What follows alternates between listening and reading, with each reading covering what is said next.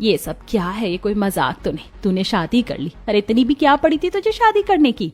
सोनम मेरी गर्लफ्रेंड है और मैं जानता था कि आप कभी भी मेरी लव मैरिज नहीं करवाती, इसलिए मैंने आज सोनम से मंदिर में शादी कर ली। माँ जी, पापा जी, हमें माफ करिएगा, लेकिन हम एक दूसरे से बहुत प्यार करते थे और हम एक दूसरे के बिना नहीं रह सकते थे। लेकिन आप फिक्र मत करिए, आपने जैसी सोची थी ना, मैं उससे भी अच्छी बहू बनकर दिखाऊंगी आप लोगों को।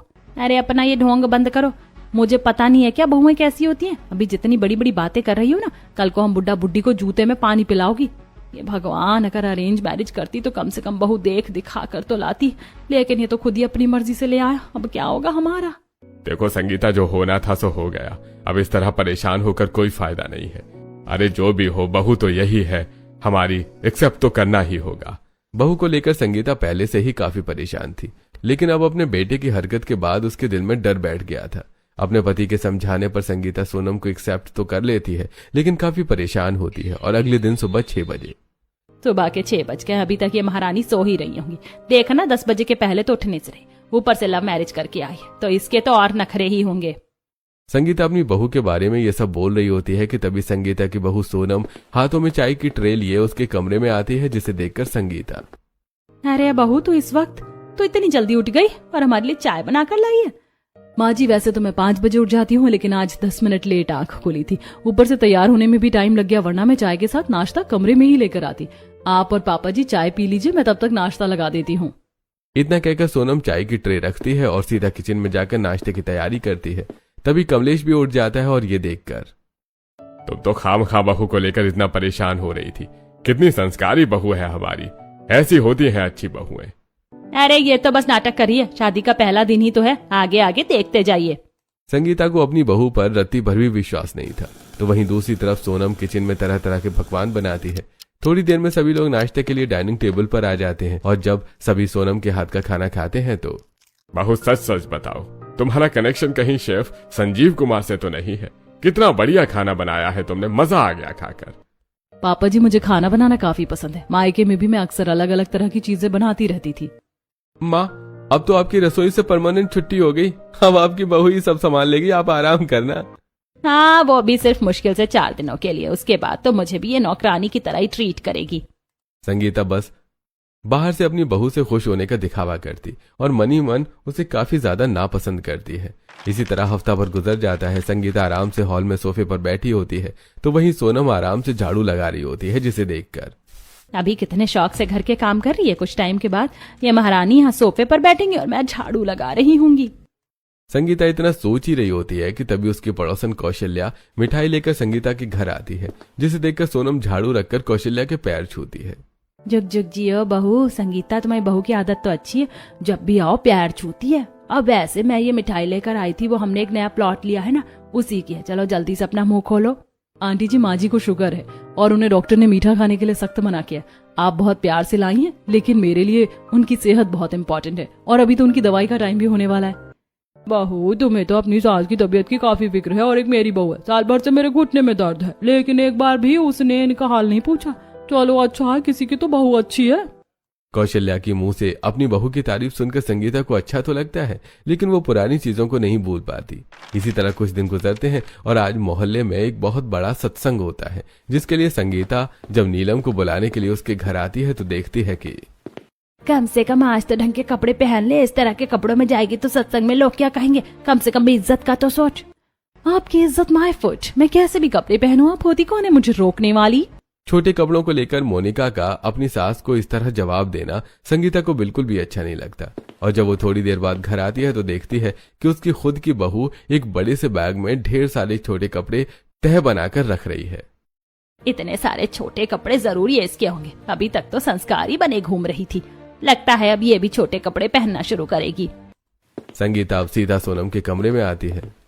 बहू, ये सारे कपड़े तेरे हैं, अब तू इन्हें पहना करेगी? माँ जी, कपड़े तो मेरे ही हैं, लेकिन मैं इन्हें पहनूंगी नहीं। ये सब तो मैं शादी से पहले पहना करती थी। वो तो बस पैकिंग के टाइम पर मेरी बहन ने सारे कपड़े रख दिए थे, अब इन्हें निकाल कर वापस उसे भेज रही हूँ। अब शादी हो गई है और आपके और पापा जी के सामने ऐसे कपड़े मुझे शोभा थोड़ी न देते हैं। मैं तो इसे काफी गलत समझ रही थी, लेकिन ये तो काफी संस्कारी निकली। चलो अच्छा है, इतनी तो समझ है इसमें। संगीता ने अब तक जितनी भी बहुएं देखी थी, सोनम उन सबसे अलग थी।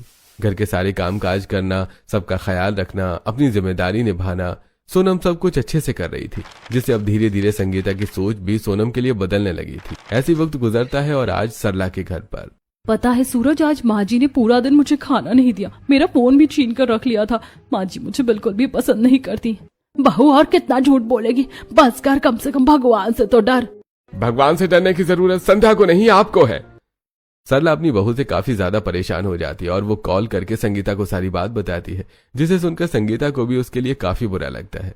तो वहीं थोड़ी देर बाद जब संजय ऑफिस से आता है तो आ गया बेटा तू ऑफिस से? मैं कब से तेरा इंतजार कर रही थी। खाना खाया तूने? और ये क्या परेशान सा लग रहा है, सब ठीक तो है? अरे आते ही सवालों की बारिश शुरू कर दिया, जरा सा चुप नहीं रह सकती क्या? ये पहली बार था कि संजय ने अपनी माँ से इस तरह बात की। संजय अपनी माँ को जवाब देकर सीधा कमरे में चला जाता है, जिसे देखकर सोनम अब संजय के पीछे पीछे आती है। ये क्या तमीज थी माँ जी से बात करने की? मैं क्या करता हूँ सोनम, ऑफिस के काम की वजह से परेशान था, इसलिए थोड़ा रूडली बात कर ली। तो मुझसे कर लेते ना, मैं समझती, लेकिन वो माँ है, आपको पता है उन्हें कितना बुरा लगा होगा आपकी बात का। जाकर माफी मांगिए। जहाँ एक तरफ सोनम संजय को समझा रही होती है तो वहीं दूसरी तरफ संगीता। संध्या की तरह सोनम ने तो मेरे बेटे को नहीं भड़काया। मैं कह रही थी ना जी कि बहू ऐसी होती है। संगीता अपनी बहू को गलत समझ रही होती है कि तभी संजय आकर अपनी माँ से माफी मांगता है। माँ, मैं काम को लेकर थोड़ा परेशान था, इसलिए आपसे ऐसी बातें की। सोनम ने मुझे बहुत समझाया, तब जाकर मुझे एहसास हुआ। आज के बाद मैं कभी आपसे ऐसे बात नहीं करूंगा। मैं तो सोनम को गलत समझ रही थी, लेकिन बहू ने तो इसे उल्टा समझाया। इसका मतलब मेरी बहू सच में सबसे अलग है। उस दिन के बाद से अब धीरे धीरे संगीता के दिल में सोनम के लिए प्यार उमड़ने लगा था। ऐसे ही एक दिन, तू अकेली कहाँ जाएगी बाजार? चल मैं अभी चलती हूँ तेरे साथ में। नहीं माँ जी, बाहर बहुत धूप हो रही है और आपको हाई बीपी की भी तो प्रॉब्लम है। मैं चली जाऊंगी, आप आराम करिए। अपनी बहू को अपना इतना ख्याल रखता देखकर संगीता काफी ज्यादा खुश होती है। सोनम के बाजार जाने के बाद अब संगीता टीवी पर क्राइम पेट्रोल देख रही होती है कि तभी उसे उसमें देखती है कि कैसे एक बहू ने साजिश करके अपनी सास को जान से मार दिया, जिसे देखकर हे भगवान, मैं तो अपनी बहू को इतना अच्छा समझ रही थी, लेकिन कहीं मेरी बहू ने भी ऐसा कर दिया तो? उस शो को देखने के बाद संगीता के मन में अब दोबारा से अपनी बहू को लेकर शक होने लगता है। तो वहीं शाम में जब सोनम छत पर खड़ी होकर कॉल पर किसी से बात कर रही होती है कि तभी संगीता भी छत की सीढ़ियों पर आ जाती है और छुपकर उसकी बातें सुनने लगती है। यार, आज रात के 12 बजे का इंतजार है मुझे। बाजी को काफी बड़ा शौक लगने वाला है ना, उन्होंने इस बारे में कभी सोचा भी नहीं होगा। भगवान, ये किस शौक की बात कर रही है? कहीं मुझे बिजली का झटका देकर मार तो नहीं देगी? अब क्या करूं मैं? संगीता काफी ज्यादा डर जाती है। रात के तकरीबन 12 बजने ही वाले होते हैं तो वहीं संगीता कमरे का दरवाजा अंदर से बंद कर डर रही होती है। एक तो ये संजय पार्टी में चला गया और ये भी किसी काम से बाहर गया, अब क्या करूं मैं? संगीता घबरा रही होती है कि तभी उसके दरवाजे पर जोर जोर से खटखट होने लगती है। हे भगवान, अब इस वक्त कौन है? मेरी रक्षा करना भगवान। संगीता डरते डरते जैसे ही दरवाजा खोलती है तो देखती है कि सामने उसकी बहू, पति और बेटा हाथों में केक लेकर खड़े हैं। और संगीता के दरवाजा खोलते ही वो पार्टी प्रॉपर फोड़ते हैं और सभी साथ में उन्हें बर्थडे विश करते हैं। अरे जन्मदिन की ढेर सारी शुभकामनाएं मेरी संगीता। आप दोनों तो बाहर गए थे ना, तो यहाँ अचानक कैसे? और क्या आज मेरा जन्मदिन है? आपके साथ साथ हम भी ये बात भूल गए थे, लेकिन सुबह ही हमें सोनम ने याद दिलाया। पता है, सारी प्लानिंग उसी ने करी है। इसमें मेरी फ्रेंड ने भी मेरी मदद करी। छत पर खड़े खड़े मैंने उसके साथ सारी प्लानिंग कर ली थी और ये देखिए, मैंने केक भी बनाया है, वो भी शुगर फ्री। आज तो आप भी जी भर के केक खा सकती हैं। अब संगीता को अपनी बहू पर पूरी तरह से विश्वास हो चुका था और कहीं न कहीं संगीता के मन से औरों की बहू को देखकर जो डर था अब वो भी खत्म हो गया था। ऐसे समय गुजरता रहता है और सोनम अपनी सास के साथ बहू कम एक बेटी की तरह बनकर ज्यादा रहती है। माँ जी, आप कहीं बाहर जा रही हैं क्या? तो मैं भी अपने फ्रेंड से मिलने जा रही हूँ।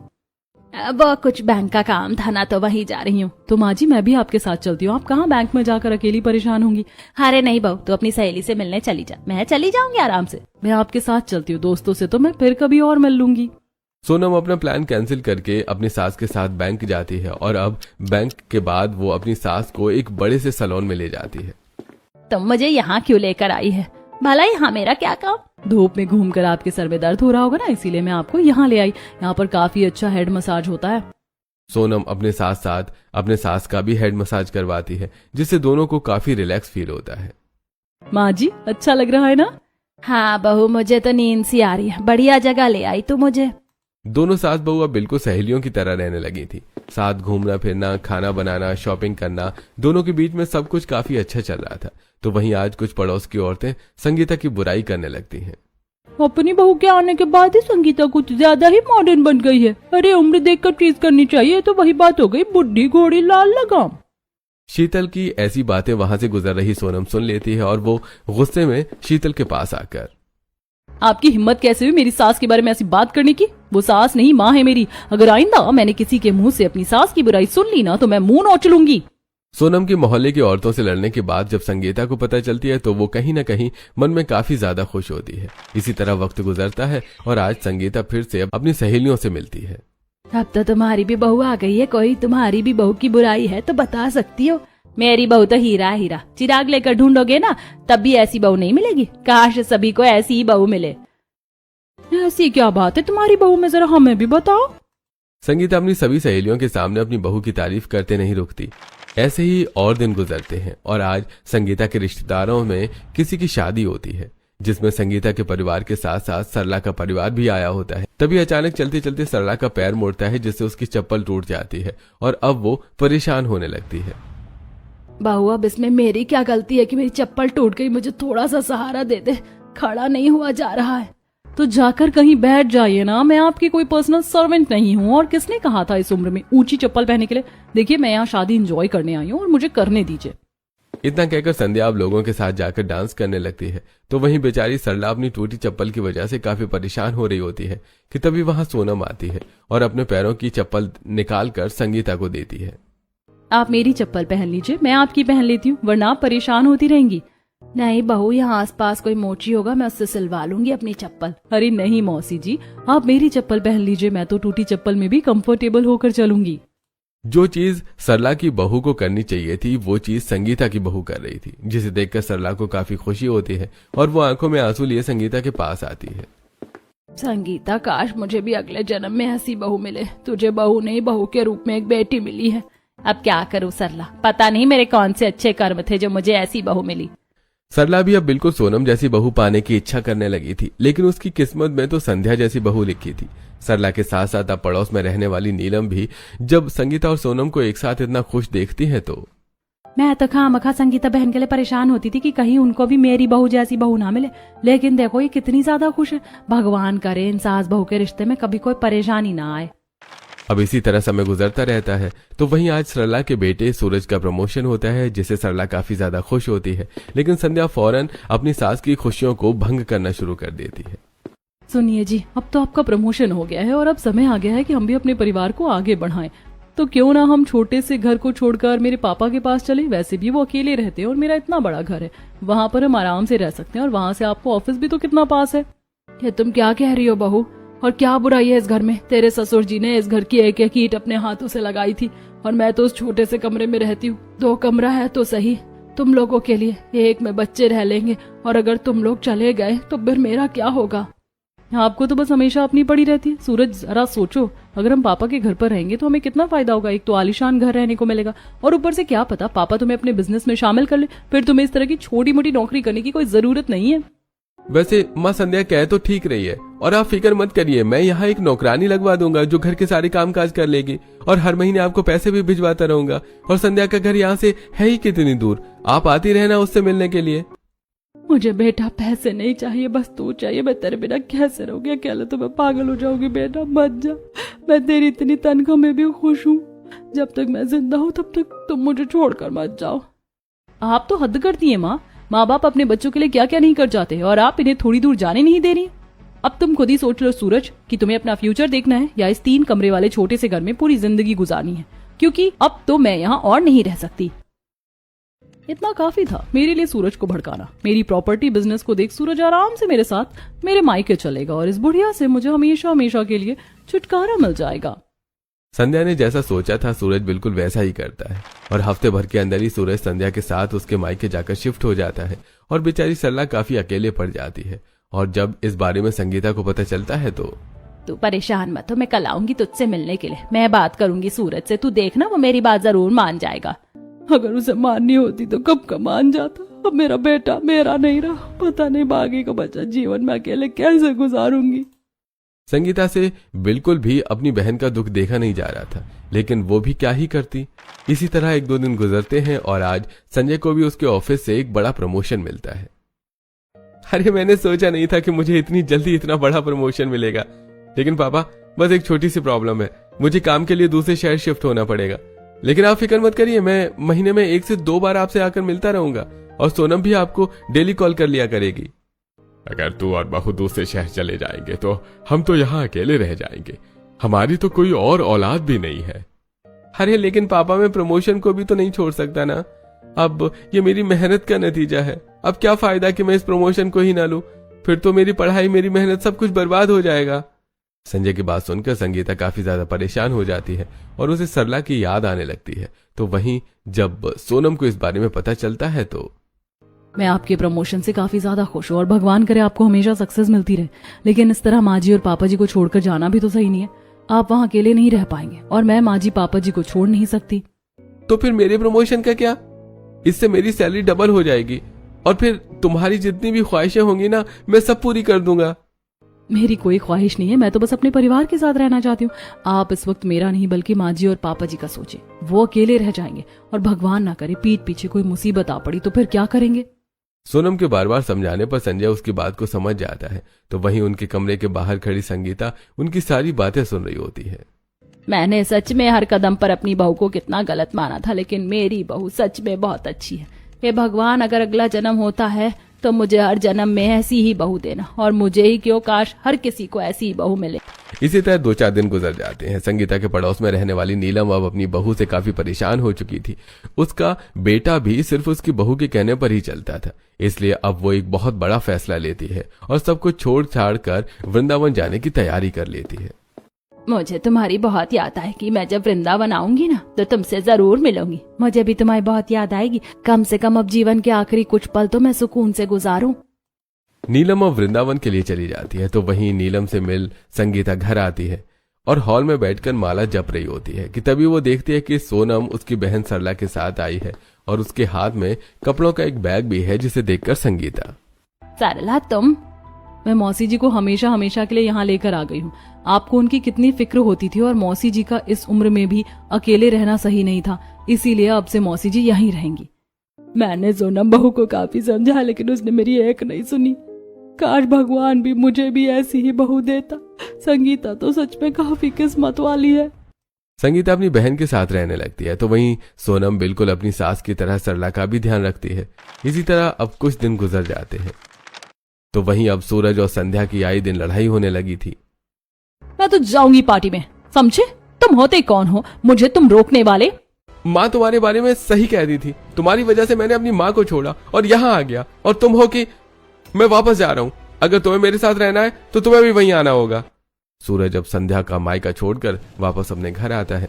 आसपास के लोगों से उसे पता चलता है कि उसकी माँ उसकी मौसी के घर पर है, जिसे सुनकर सूरज आंखों में आंसू लिए अब अपनी मौसी के घर पर आता है और अपनी माँ के पैरों में गिरकर माफी मांगने लगता है।